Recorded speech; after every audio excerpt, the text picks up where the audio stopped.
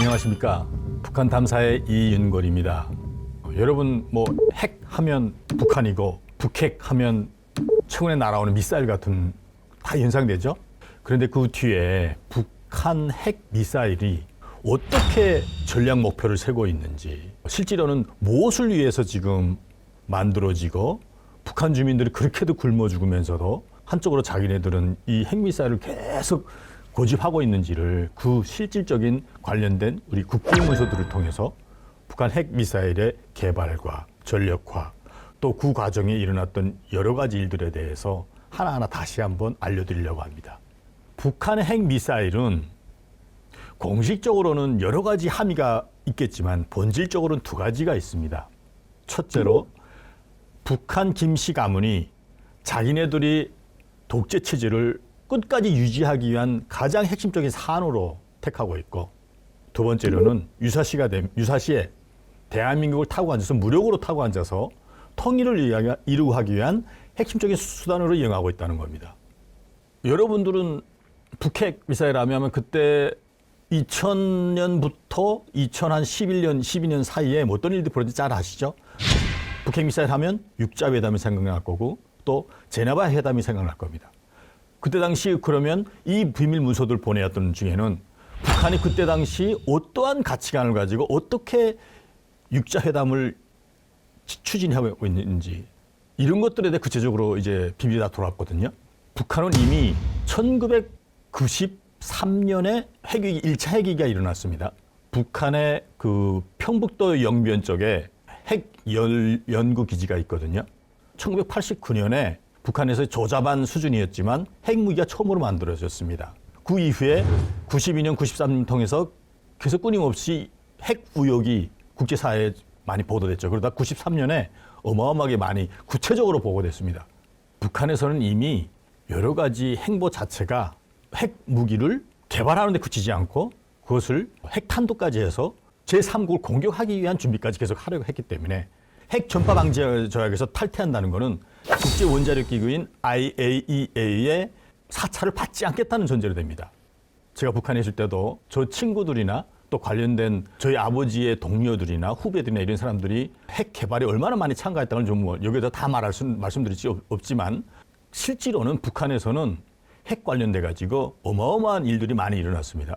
전 세계에서 자유세계와 대치되는 몇 개의 나라가 있습니다. 소위 악의 축이라고 하는 이란, 이라크 이런 몇 개 나라들, 중동의 몇 개 나라들에서는 여러 가지 이유로 핵 같은 것을 개발하고 자유세계에 도전하려는 세력도 좀 있죠. 그 사람들 통해서 북한의 핵미사일이 완성되면 그걸 팔아먹기 위한 생각까지도 이미 하고 있었다는 겁니다. 북한 내부에서는 이미 70년대 중엽에 핵을 개발하기 위한 원자력 공업부가 만들어졌고요. 이런 것들을 이미 하고 있는데 우리 국제사회에서 지금 80년대 말부터 2000년대 초반까지 북한 핵 문제가 거론되었다는 겁니다. 이것을 막기 위해서 공식적으로는 다자회담이 일어났죠. 육자회담이라는 게. 한 해 50만 톤의 그 또한 중유를 보장해주고 필요한 에너지를 주고 그때 당시 여러 가지 어려운 과정을 통해서 북한이 어려움에 처했으니까 식량까지 지원하는 거로 사실은 육자회담의 핵심이 그겁니다. 육자회담에 참여한 미국과 중국과 러시아, 그다음에 일본 이 네 개 나라는 당시로서는 경제 거의 5위 안에 들어간 나라들입니다. 다시 말해서 초강대국들입니다. 북한은 김정일은 바로 이런 사람들과 이런 나라들과 자기가 협상을 하고 있다는 것을 보여줌으로 해서 어떻게 되는 거죠? 북한 주민들 대내적인 정치 측면도 있는 겁니다. 근데 그때 당시 김정일이 무슨 생각을 했던가에 대한 구체적인 관련된 비밀 자료가 들어왔습니다. 2005년 10월 12일 날 김정일이, 그러니까 공식적인 명칭이 이렇게 됐습니다. 위대한 영제자 김정일 동지께서 국방위원회, 외무성, 국가안전보위부 책임 일꾼들과 하신 담화라고 들어왔습니다. 그 국비라고 위에 돼 있고요. 뭐 국비 지시 또는 뭐 책임 일꾼들 뭐 이런 거 잘 모르시겠죠. 그때 당시 국방위원회면 북한의 실질적인 행정상 법적으로 최고 기관입니다. 그 다음에 외무성이라는 건 뭐냐면 육자회담의 담당 핵심 부서입니다. 그러니까 여러 가지 육자회담을 하기 위한 각종 모든 부차적인 또는 안보적인 여러 가지 책임을 가지고 있는 것은 국가안전보위부입니다. 여기에 책임 일꾼 정도라면 국방위원회 부위원장급 정도, 국방위원회 위원 10명도 안 됩니다. 외무성에서 실질적인 당사자는 외무성 1부상하고 부상이었습니다. 다시 말해 그때는 강석주라는 사람과 김계관이었습니다. 국가안전보위부라면 국가안전보위부의 제1부부장, 당시까지는 국가안전보위부장 자체는 누가 있냐면 김정일이가 직접 했습니다. 그러니까 1부부장과 대외정보 담당한 부부장 정도까지만 사실은 모인돼서 한 국비 지시란 측면에서는 이 정보의 가치는 뭐 객관적으로 본다면 꽤 신빙성이 있고 실질적으로 여기에 핵심적인 거는 이렇게 내용으로 되어 있습니다. 우리가 급선무로 해결한 과업의 하나가 육자회담의 성과적 보장입니다. 육자회담이 개최된다고 해서 모든 문제가 저절로 해결되는 것은 아닙니다. 육자회담에 참가하는 여러 나라 대표들, 다시 말해서 여기는 미국 중심으로 대한민국과 일본까지도 포함되는 거고요. 주변 국가들은 우리가 자제하고 회담에 성의 있게 참가할 것을 권고하고 있습니다. 우리가 회담에서 남들의 충고를 듣고 그대로 한다면 미국과 열강들에게 무장해제를 당합니다. 제2의 이라크처럼 될 수 있습니다. 각성해야 합니다. 정신을 똑바로 차리고 우리의 입장을 명백히 하여야 합니다. 강대국들과 맞서 있는 조건에서 조금이라도 양보한다면 함정에 빠져 헤어나오기 어렵습니다. 이게 뭘 말해주는가 하면 이미 북한에서는 어떠한 곳에서 지금 위기를 느끼고 있다는 거예요. 북한의 입장에서는 상상하기 어려운 거죠. 왜냐하면 이라크를 칠 때는 생화학무기와 전략무기가 있다고 해서 쳐들어갔는데 실제는 없는 걸로 밝혀졌습니다. 그에 대해서는 아직까지 제가 전문가는 아니었기 때문에 정확히는 모르겠지만 이라크가 미국과 다국적 연합군에서 다 이제 끝난 다음에 알아보니까 전략적 무기가 안 나온 건 사실입니다. 북한은 바로 이 문제를 가장 위태롭게 생각했던 겁니다. 그럼에도 불구하고 북한은 핵무기가 있었다는 거예요. 있었잖아요. 그럼에도 불구하고 북한은 이라크를 염두에 두고 김정일은 절대로 제1라크가 될 가능성에 대해서 매우 경계하고 있었고 또 주변 나라들이 하자는 대로 다시 말해서 핵을 폐기하고 그에 따라서 미국과 주변 육자국 회담 참가국들이 체제 안전과 경제적 지원을 해준다는 것에 대해서 이미 끌려 들어갈 생각이 아예 없었다는 걸 말해주는 겁니다. 또 다른 문서에서 보면 주체를 철저히 세워 우리의 주권을 당당하게 세워야 합니다. 우리의 기존 입장이라는 게 되게 중요한 겁니다. 기존 입장은 뭐예요? 북한의 핵 미사일 개발과 전력화는 핵심 뭐예요?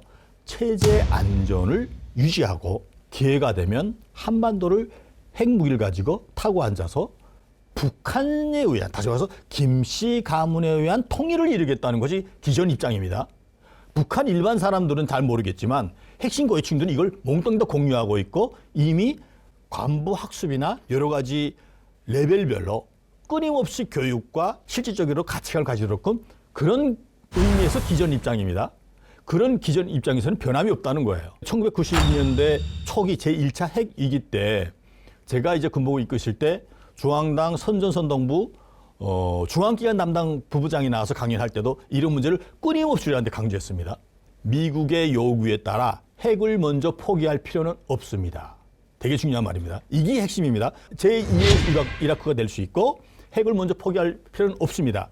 구둘의 장단에 춤을 추다가는 알몸이 될 수 있습니다.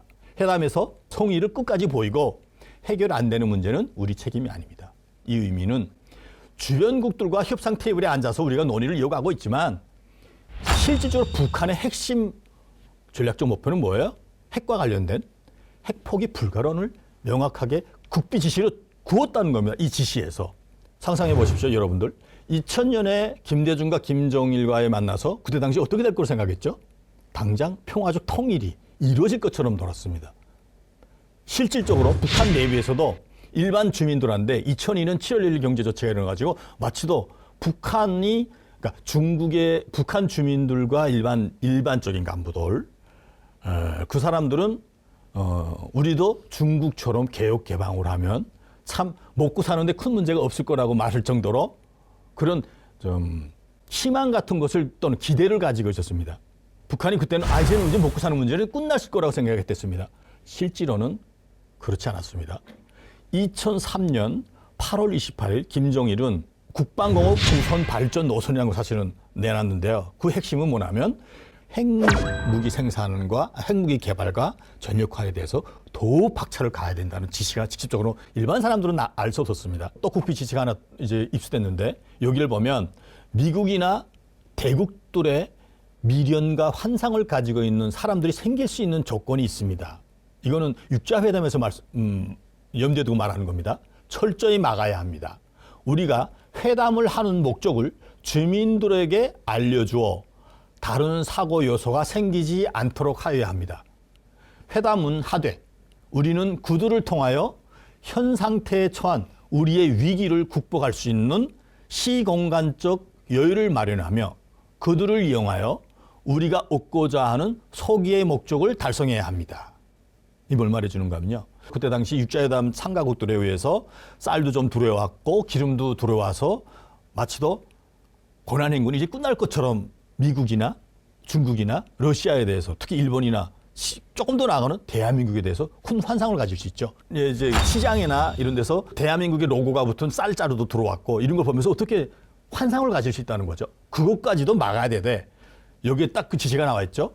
현 상태에 처한 우리의 위기라는 게 뭐냐면 식량 위기, 에너지 위기, 그다음에 체제 붕괴될 수 있는 그 위기를 막기 위한 시공간적인 다시 말해서 뭐냐면 북한 핵미사일 완성을 위해서 핵무기를 개발하고 또 그걸 전력화하기 위한 시간을 벌고 육자회담에 참가하고 있는 다른 국가들로부터 식량과 에너지나 여러 가지 지원을 유도해서 이 어려운 상황을 사실 당분간이라도 막고자 하는 것이 소기의 목적이다. 이걸 정확히 밝힌 겁니다. 이거에. 이런 지시가 북한 내부에서 국가안전보위부에 준 친필 국비 지시입니다. 이거. 북한이 여러 가지 핵과 관련되는 국제회의 또는 공식적인 어떠한 발표 또는 유엔에서 여러 가지 활동 믿을 수 없다는 겁니다.